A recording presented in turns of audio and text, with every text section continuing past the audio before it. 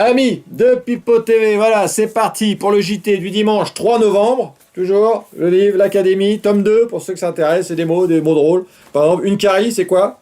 Bah, c'est un abcès de confiance. Un abcès. Voilà, très drôle. Voilà, c'est bon. Donc, pour ceux que ça intéresse, un petit cadeau de Noël, c'est très sympa. Allez, je vous mettrai le lien en description. Je vais pas dire pour ceux que ça intéresse, je viens de le dire 2 fois. Allez, ingénieur, s'il te plaît. Tu me un petit effet, s'il te plaît? Hop. C'est bon là, vas-y, on revient. Oula. Voilà, ouais, on commence directement par un effet technique. C'est bon. Bon, alors ensuite, oui, juste, alors, au sujet des j'aime, je vous avais demandé de mettre des commentaires, tout ça. On en parle en fin de vidéo pour pas embêter le monde. Hein. Donc, on peut quand même demander, mettez des j'aime, hein, si vous avez aimé, même si vous n'avez pas aimé. Et puis, je vous expliquerai si ça a réussi ou pas l'histoire. Bon, on commence par les brèves. C'est parti. Alors là, on se retrouve avec Olivier Manoni, qui parle de Donald Trump. C'était dans une émission, c'est à vous. Ils étaient tous autour d'une table en train de parler, en train de vomir même sur Donald Trump. Oui, alors fasciste, nazi. Bon, c'est vrai qu'il a fait des déclarations un petit peu ololé, on va dire, dans ses derniers meetings. À un moment, il a parlé de Donald Trump, de déportation des immigrés de son pays. C'est vrai que c'était chaud. Écoutez ce qu'il dit, Olivier Manoni. Ses arrivées en avion, avec atterrissage devant la foule. Bon, ça, c'est quelque chose que Hitler a utilisé en 1932. Ces arrivées en avion avec atterrissage devant la foule, c'est quelque chose que Hitler a utilisé en 1935. Putain. Le parallèle qu'il fait, quoi. Trump qui arrive en avion comme Hitler. C'est... J'espère qu'Hitler, il faisait pas des blagues misogynes, par contre. Hein?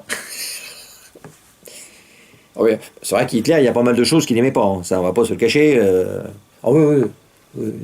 Déjà, il aimait pas... il aimait pas la viande. Ah, mais il était végétarien. Ah oui. Comme moi, d'ailleurs. Tiens. Ça nous fait pas mal de points communs, ça, non? Ouais. J'ai pas mal de points communs avec Hitler.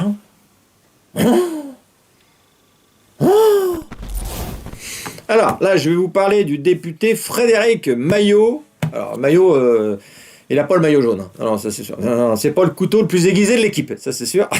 Donc, hein, vous l'avez tous vu, donc il veut bannir certains termes. Hein, donc, le travail au noir, broyer du noir, liste noire, mouton noir, entonnoir, lami noir, peignoir, cul blanc. Non, ça il veut pas. Non, ça il veut pas. Donc, il nous a commencé son petit speech en nous disant la sémantique. Ouais, la sémantique. Ouais. Ben là, il voulait se faire passer pour un premier de la classe. D'entrée, vite fait, tu t'es rendu compte que... Non. Bah déjà, quand tu es assis à l'Assemblée nationale, d'un côté, la Delogu, de l'autre côté, la Panot. Alors évidemment, tu te crois intelligent, tu m'étonnes, ça c'est sûr. Et en fait, non. Parce que un gars comme ça, tu le veux même pas pour nettoyer les chiottes. Non, tu le veux pas dans ton équipe, hein, ça c'est sûr. Ah non. Donc, on l'écoute quand même, hein, parler. Donc, tout le monde l'a entendu, tout le monde l'a vu, mais je suis obligé de le mettre parce que c'est un chef-d'œuvre. Écoutez notre député Frédéric Maillot. Là, c'est...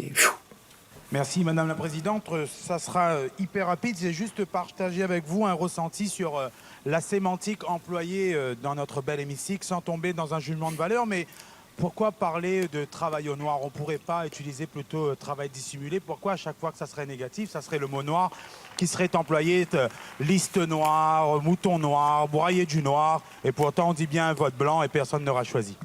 Bon, l'expression travailler au noir, donc, il y en a qui l'ont expliqué, ça je ne savais pas non plus, mais voilà. Donc en fait, c'est des gens au Moyen-Âge, en gros, qui travaillaient la nuit, voilà, pour schématiser. Donc rien à voir avec du racisme, c'est dommage pour lui, c'est chiant, mais bon, je sais pas.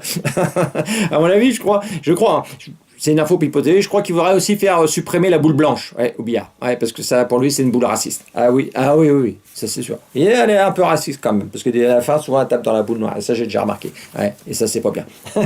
Voilà, il est beau, mon champion. Hein. Ah oui, un beau champion. Chaise, bureau, stylo, ces catalogues d'achats qui coûtent très cher à l'État. Ouais.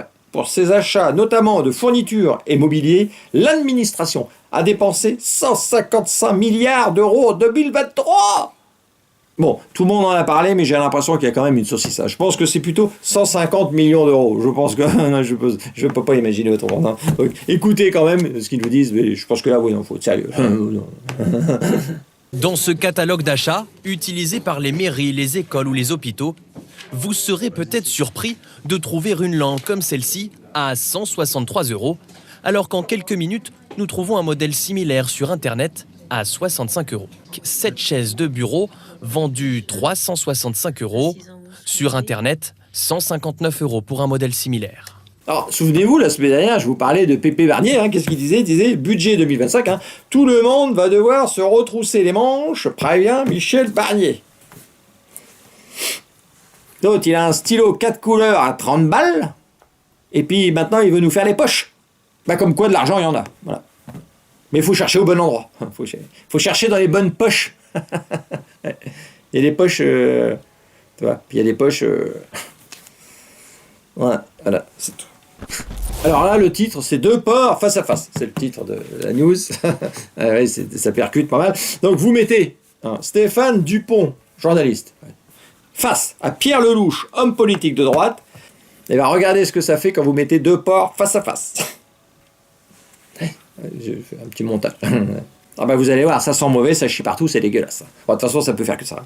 Ouais, écoutez-les, quand même. Vous parliez tout à l'heure des Français qui contrairement aux députés, ont un sens national, veulent le redressement du pays. Mais quand on leur parle de passer la retraite de 62 à 64 ans, ils sont les 3/4 à dire que c'est pas possible, qu'il faut s'arrêter de travailler à 62 ans. Mais dans la mesure quand vous shootez un pays à l'assistanat, pourquoi voulez-vous qu'il aille travailler? Quand vous avez 10 minima sociaux dans le pays, 4 millions de personnes au RSA, pourquoi voulez-vous qu'ils aillent travailler? Quand vous shootez un pays à l'assistanat, pourquoi voulez-vous qu'ils aillent travailler? Tout ça parce que tu veux pas de la retraite à 64 ans. Là, ils tirent à balles réelles maintenant. Ils s'en foutent complètement. Toi, après ta journée de boulot, tu te dis, tiens, je vais me mettre devant la télé pour me distraire un peu. Puis là, on te chie dessus en permanence. C'est vrai que ce soit les gens de gauche qui te traitent de nazi ou de fasciste à longueur de phrase, ou les gens de droite qui te traitent de feignant, tu vois, ça devient lourd. Quelque part, vous pouvez pas remettre Sébastien, c'est fou. Non, vous l'avez plus, ça? C'était bien. Et le collar au chaud, ça n'existe plus. C'est dommage. C'était bien quand même, ça, aussi. J'aimais bien. Ce sera mieux, c'est sûr.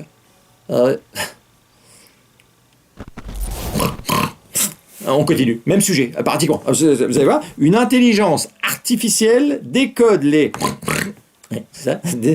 cochons pour savoir s'ils sont heureux dans leurs élevages. Alors, savoir s'ils sont heureux dans leurs élevages... J'ai jamais vu de porc avec une langue de belle-mère, ou un chapeau de clown, ça c'est sûr. Des porcs heureux, j'en ai déjà vu, mais dans le showbiz. Ah oui, là il y en a, mais c'est tout. Alors, c'est un peu TV, on a enquêté, et on a retrouvé quand même un porc heureux. Alors, dans la politique, c'est le porc, alors c'est son surnom, on l'appelle comme ça, on l'appelle Pierre Lelouch. Regardez.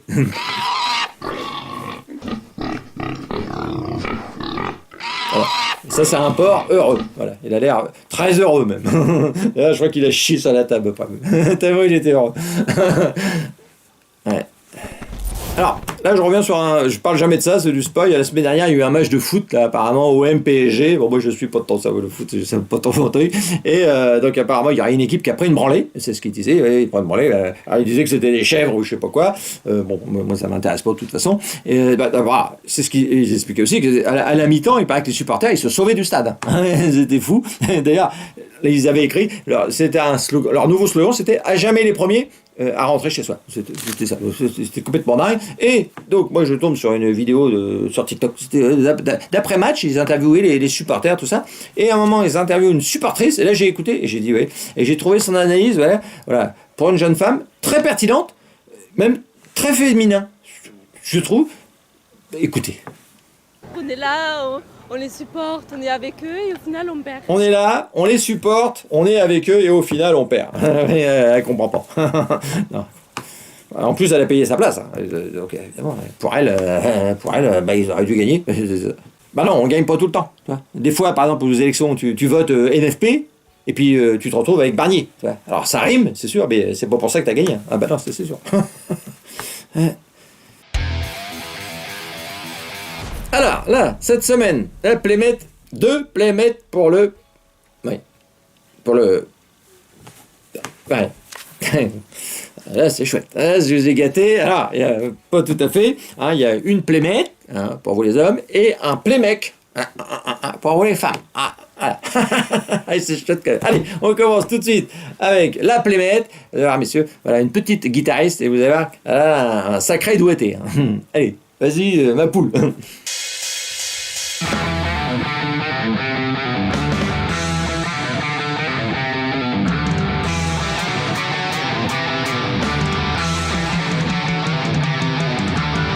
Voilà, allez, on enchaîne maintenant avec le playmate. Alors, c'est pour une abonnée. C'est une abonnée qui vient souvent. C'est Cécile du site Doctoton. Hein, je ne sais pas si vous connaissez. C'était très actif pendant le Covid. Puis maintenant, il s'occupe un petit peu de. Voilà, il parle un peu. Ils font des interviews toutes les semaines, tout ça. Si vous la, je vous mettrai le lien. Doctoton, si vous voulez voir. Et souvent, elle me le réclame. Elle me dit, ouais, c'est quand il nous met un playmec. Et ben voilà. Et ben, Pipo TV, on est là aussi pour gâter vous, mesdames. Voilà, c'est parti pour 13 secondes de bonheur. Allez.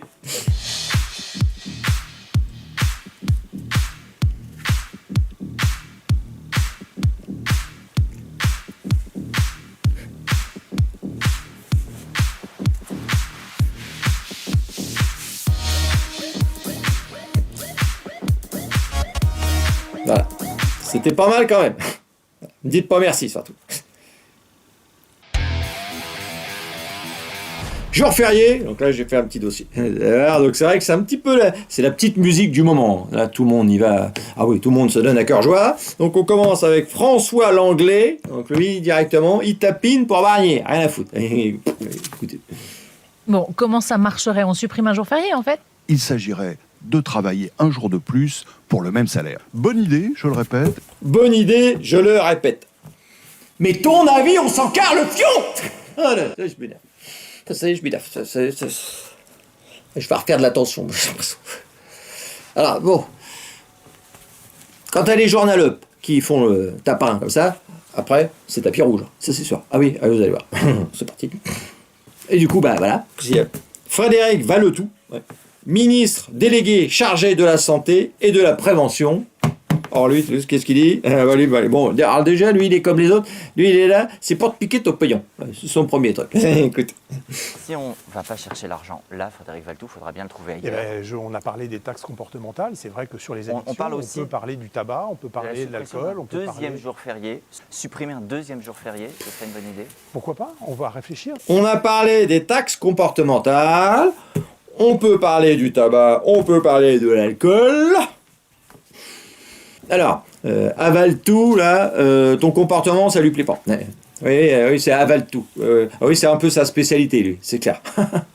Alors, des taxes comportementales, ça veut dire qu'il veut te faire marcher droit. Toi, tu veux prendre ton petit pastis hein, le soir. Non, ça lui plaît pas. Non, lui, il va te redresser. Tu vas voir. Tu veux... Non. Alors, en plus des taxes comportementales, vous avez vu, supprimer un deuxième jour férié, pourquoi pas, on va réfléchir. Voilà, il avale tout, mais en plus il réfléchit. Et ça, c'est pas bon. Ah non, il faut pas les laisser réfléchir. Non, jamais. Quelqu'un qui... Tu réfléchis pas, non. Patate. Il faut pas les laisser réfléchir. C'est trop. Après, ça dit des conneries, c'est sûr. Alors évidemment, ils y vont tous, hein, c'est sûr. Là, c'est Laurent Saint-Martin, vers la suppression d'un deuxième jour férié. Une idée qui va dans le bon sens, selon le ministre du Budget. Mais écoutez... Et le deuxième jour férié, supprimé après la lundi de Pentecôte? Ça fait partie des débats qu'on aura au Parlement. Le gouvernement ne l'a pas proposé, mais je crois que certains parlementaires veulent vous êtes favorable le présenter. En tant que ministre du Budget? Moi, je pense que tout ce qui permet à notre pays de montrer qu'on peut travailler davantage pour participer justement à l'effort de redressement va dans le bon sens. Le gouvernement ne l'a pas proposé. Pas la peine, parce qu'il y a les autres qui le font pour toi. Hein, vous travailler davantage pour participer à l'effort de redressement, ça va redresser, va dans le bon sens. Ouais. Alors, le redressement qui va dans le bon sens, toi, ça dépend comment tu le prends. Si c'est Gabriel Attal ou Slimane, bon, apparemment, ça peut te plaire, mais toi, sinon, non, ça risque d'être douloureux quand même, hein, ça c'est sûr. Ah bah oui, un redressement dans un mauvais sens, je peux te dire que tu vas le sentir passer. Hein. Ouais. Et puis tout ça, validé, hein, je l'avais montré, hein, par la France Insoumise, par Éric Coquerel. Cocorico. Ouais, c'est lui. Vas-y. Ça veut dire que vous êtes favorable au retour de la taxe d'habitation? Ah bah je suis favorable, oui. Et ben voilà.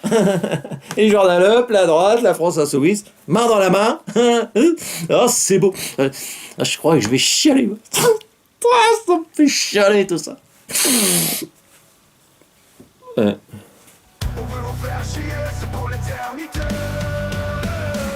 Alors, on veut vous faire chier, vous allez voir, cette semaine, ouais, c'est une belle nouvelle quand même, ça c'est sûr, donc prix des cartes grises, ouais, donc augmentation du cheval fiscal, ouais, le canasson, le bourrin, ouais, il va coûter plus cher, ouais, pour les cartes grises à partir de janvier 2025. Écoutez. Pour les automobilistes qui ont prévu d'acheter un nouveau véhicule l'an prochain, le tarif de la carte grise va augmenter le 1er janvier, une hausse qui va varier selon votre lieu de résidence. En Normandie, par exemple, eh bien, le prix du cheval fiscal va augmenter de près de 30%. Voilà, une bonne nouvelle. Bah oui. Alors, ils ont pris l'exemple hein, de la Normandie, par exemple. Hein, le prix du cheval fiscal, hein, bourrin, hein, il est passé donc de 35 € en 2023, 45 € en 2024, et ben 60 € pour 2025. Alors, là, c'est vraiment une news. J'étais en train de faire mon montage. D'un seul coup, j'écoute. Ah, c'est quoi ça? Anne Hidalgo. Oh là là, j'ai remis le costume. Je suis revenu. J'ai pris mon téléphone. Oui. Et alors, Paris, interdiction de traverser les 4 premiers arrondissements en voiture à partir de ce lundi 4 novembre. Conformément à une promesse de campagne d'Anne Hidalgo, la mairie a publié ce jeudi un arrêté instaurant une zone à trafic limité dans l'hypercentre. Plus de voitures dans l'hypercentre. Alors c'est elle, je sais pas si vous avez vu cette vidéo où elle était bourrée là dans la mairie de Paris, où elle expliquait qu'à Paris il n'y aurait plus de voitures et qu'elle allait donner du boulot au taxi. Eh ben c'est réussi. On veut vous faire chier.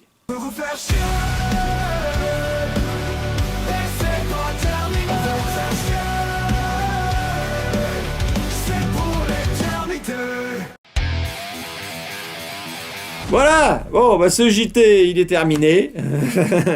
Voilà, j'espère qu'il a été de qualité, on va dire. Je sais pas pourquoi je suis pas comme ça. Par moment, j'ai l'impression que c'est comme ça.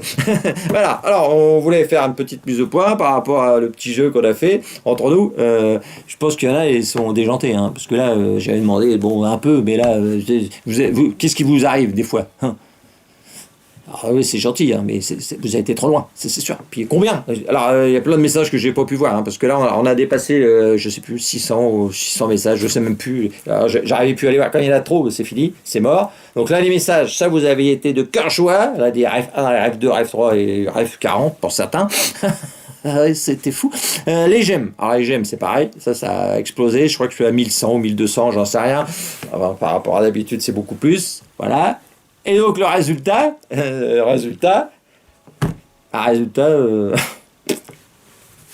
zéro. Alors, pourtant j'ai tout explosé. Donc je vais vous faire voir le graphe. Alors le graphe, comme je vous avais fait voir pour les autres, les graphes les premières 24 heures, parce qu'après on s'en fout. Alors au départ, c'était au-dessus de la moyenne. Bon, c'était pas dingue, mais c'était au-dessus de la moyenne générale. Donc je me suis dit, bon, ça part bien. Et après,